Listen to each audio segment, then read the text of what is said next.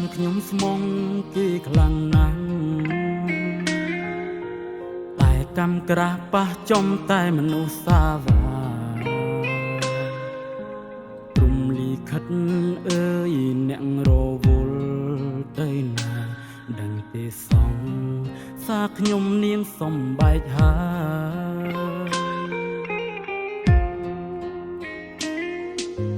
អារម្មណ៍ខ្ញុំពេលនេះដូចភាំងបេះដូងខ្ញុំចង់កៀងហើយម្ដងនៅម្នាក់ឯងអារម្មណ៍ដូចខ្មោចលងខ្ញុំស្រែកផង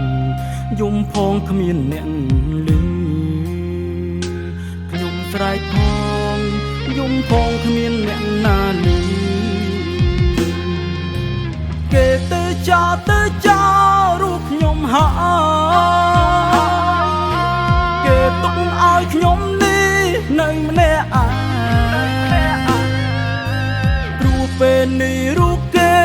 រហូតប្រឡែងជាមួយនឹងស្នេហ៍ថ្មីខូចចិត្តម្ដងនេះខូចចិត្តសែនធ្ងន់ធ្ងរ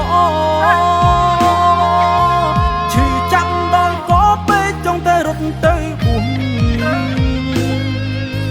ឈប់ស្ដាយវេលាចំណាយលើមនុស្សផងហេតុអ្វីមនុស្សស្មងជួបតែរឿងខកចិត្ត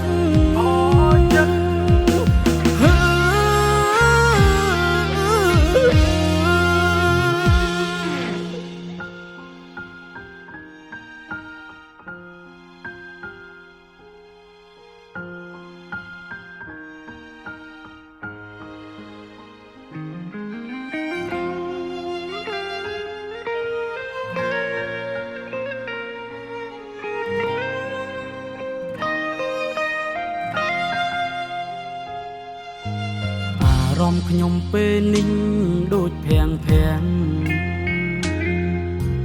បេះដូងខ្ញុំចង់កៀងហើយម្ដងនៅ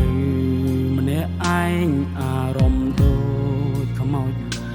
ខ្ញុំស្រែកផងយំផងគ្មានអ្នកឮ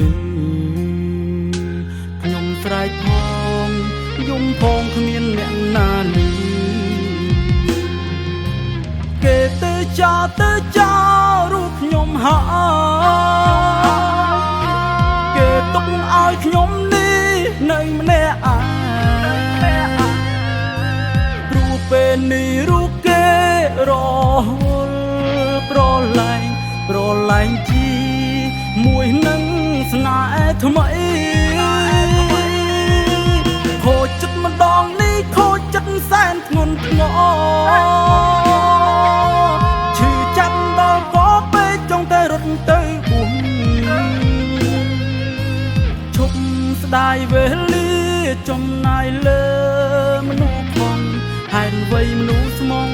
ជួបតែរឿងខកចិត្ត